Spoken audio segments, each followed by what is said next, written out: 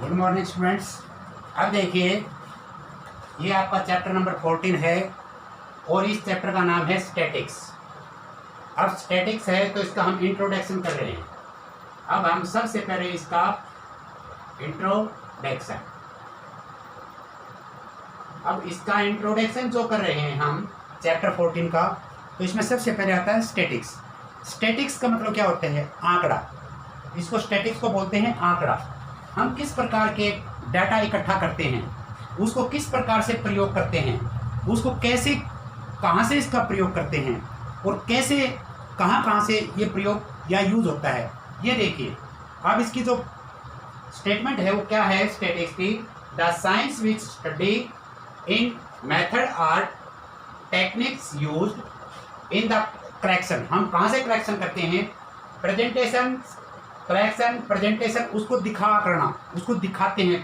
पहले उसका करेक्शन करते हैं, उस डाटा को, उस आंकड़ों को इकट्ठा करते हैं कहीं कहीं से, फिर उसका हम प्रेजेंटेशन करते हैं, उसके बाद उसका हम एनालिसिस करते हैं और फिर हम उसके क्या जाते हैं, उस पर उसके हम आंसर पर जाते हैं, उसके numerical data and draw conclusion on the basic of the same is called statics. पहले उसको इकट्ठा किया, फिर उसको हमने किस प्रकार से उसको साइंटिफिक हमने उसको इकट्ठा किया, फिर हमने उसका प्रेजेंटेशन किया, किस प्रकार प्रेजेंटेशन करेंगे और किस प्रकार उसका एनालिसिस करेंगे, और फिर हम उन सब डाटा को इकट्ठा करने के बाद जो हम उसके रिजल्ट की तरफ जाएंगे तो हम उसको क्या कहेंगे? इस प्रकार के हम स्टैटिक्स कहेंगे। So statics representation of statics data.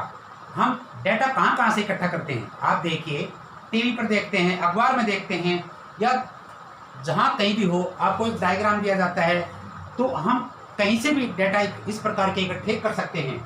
The following types of graphs and diagram are used in representation statistical data. हम किसी डायग्राम से या किसी ग्राफ से, कोई भी डायग्राम हो या कोई ग्राफ हो, हम वहीं से भी डाटा इकट्ठा कर सकते हैं, रिप्रेजेंट कर सकते हैं। जैसे कई प्रकार के होते हैं इसके टाइप, ये हिस्टोग्राम में भी आ सकता है, फ्रीक्वेंसी पॉलीगन में भी आ सकता है, या फ्रीक्वेंसी कर्व में भी आ सकता है। जैसे इस प्रकार कोई कर्व होगी तो हम ये बता सकते हैं कि ये बढ़ता है या चढ़ता है। आपने कई बार देखा होगा टीवी पर कि बारिश अब यहाँ ज़्यादा हो रही है, यहाँ कम हो रही है, इस साल कम है, इस साल ज़्यादा है, इस 2000 साल में इतने सेंटीमीटर, इतने mm बारिश हुई, 2022 में इतनी हुई, 19 में इतनी हुई, 20 में इतनी हुई, 18 में इतनी हुई। तो हम इस प्रकार से इसके आंकड़े इकट्ठे कर सकते हैं। एक साइड ईयर आ जाएगा, एक साइड इसकी सेंटीमीटर यानी mm आ जाएगी, तो हम बता सकते हैं। ये हम इसको बायोग्राफ में भी कर सकते हैं और इसको हम पिक्टोग्राफ में कर सकते हैं और पाई चार्ट में भी कर सकते हैं।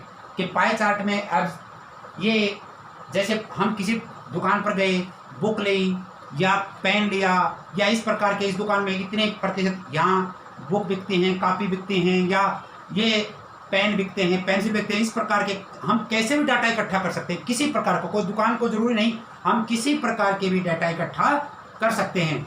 जैसे हम अपने घर से भी कर सकते हैं कि मेरी सैलरी मान ले इतनी सैलरी है तो मैं इतने घर खर्च में करता हूँ, इतने बाजार में करता हूँ, इतने मैं यहाँ दुकान पर खर्च करता हूँ, ये हम कपड़ों पर खर्च करते हैं, या हम शूज़ पर खर्च करते हैं, हम पता चल जाता है, और इतने हम सेविंग करते हैं। इस प्रकार के डाटा इकट्ठा हम कर सकते हैं। तो ये सब किस में आते हैं? ये स्टैटिकल आते हैं, ये स्टैटिक्स में आते हैं। आंकड़ा इकट्ठा करना, उनको रिप्रेजेंट करना, उसका एनालिसिस करना, उसका रिजल्ट की तरफ ले जाना, ये सभी क्या होते हैं? ये स्टैटिक्स के ही पावर। अब स्टैटिक्स जो है, हम 3 प्रकार से स्टैटिक्स को निकाल सकते हैं। इसमें मुख्य रूप से 3 चीज़ होती हैं, मीन, मोड और मीडियन।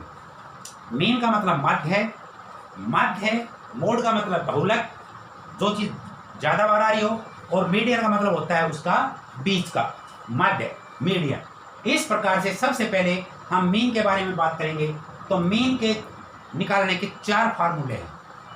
आपने 9th क्लास में पढ़ा होगा, 8th क्लास में पढ़ा होगा, केवल सिंपल पढ़ा है कि 9th क्लास में क्या आया था कि मीन टोटल नंबर दे रखे हैं, जैसे 1 2 3 4 या 7 5 6 इस प्रकार के आंकड़े दिए हुए हैं किसी प्रकार के, उन सब का सम अपॉन उनकी टोटल काउंटिंग कितना है, यानी कि x1 plus x2 plus x3 ये डॉट डॉट xn हम सब का प्लस कर देंगे और अपॉन इन सब की गिनती कर लेंगे 1 2 3 4 और एंड सो ऑन। इस प्रकार के n का मतलब है इन सब की काउंटिंग करना, n का टोटल नंबर, ये total number, total sum of number upon total number. अगर इसका हम डिवाइड कर दें तो इसका हम मीन बोलेंगे, इसको एवरेज भी बोलते हैं, किसी चीज़ की एवरेज निकालना। भाई इस मान लेते हैं कि हमने एक दिसंबर में हमने इतने रुपए खर्च किए, जनवरी में इतने किए, फरवरी में इतने किए, मार्च में इतने किए। हम पूरे साल का आंकड़ा इकट्ठा कर लेते हैं, पूरे साल के पैसे खर्च वाले इकट्ठे कर लेते हैं। अब क्या करते हैं, वो जो खर्च किए हैं हम एवरेज को आपसे मीन पूछे या एवरेज पूछे, दोनों बात एक ही हैं। अगर एवरेज पूछे तो कैसे निकालोगे कि इन सब का सम कीजिए कि दिसंबर में आपने कितने खर्च किए, जनवरी में कितने किए, इन सब का हमने सम करना है पूरे साल का। और फिर हमने एक साल में 12 मंथ होते हैं, हम उसको 12 से डिवाइड कर देंगे तो पूरे साल के एवरेज आ जाएगी कि हमने इतने एवरेज के हमने इसको खर्च किया। यही बात वही यही है। अब आता है आपके नंबर 2 पर डायरेक्ट मेथड। ये आपने याद करने हैं, जो आपके प्रयोग होंगे आपकी क्लास के अंदर। अब इस सिलेबस में जो 10th क्लास में हैं वो ये प्रयोग होंगे 1, 2 और 3। डायरेक्ट मेथड क्या होता है, x बार, इसको x बार बोलते हैं। x bar equal fx upon f, frequency, total frequency कितनी है, टोटल बार कितना है, तो fx फ्रीक्वेंसी और x की मल्टीप्लाई कीजिए, उसका टोटल कीजिए और उसको f से क्या कर दिए, डिवाइड कर दीजिए, टोटल f से फ्रीक्वेंसी से डिवाइड कर दीजिए। अब आता है एज्यूम्ड मीन मेथड। ये क्या होता है, a प्लस, हम a मान लेते हैं, कोई भी बीच का कोई भी आप मान लेते हैं, वो मैं क्वेश्चन कराऊंगा तो समझाऊंगा कि a plus fx upon f, ये होता है एज्यूम्ड मीन मेथड।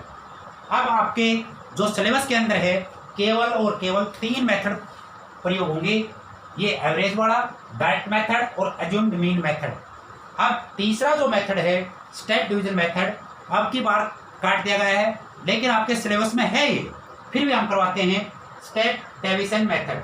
क्या होता है, x bar equal assumed mean, और इस स्टेप डिवीजन मेथड में केवल थोड़ा सा फर्क है। क्या, यहाँ h का मतलब होता है उसमें डिस्टेंस, उसमें क्या कितने कितने का डिस्टेंस है, क्लास इंटरवल में कितने कितने का डिस्टेंस है, उस डिस्टेंस को हम क्या बोलते हैं, h बोलते हैं। बस यही फर्क है, a plus fx upon f multiply h, ये है आपका मीन। इस प्रकार आपका जो ये मेथड है ये आपका काट दिया गया है, अब की बार सिलेबस में नहीं है लेकिन हमने करवाया है, तो ये आपने सभी जो मेथड हैं ये याद रखने हैं। अब हम करवाएंगे आपका मोड।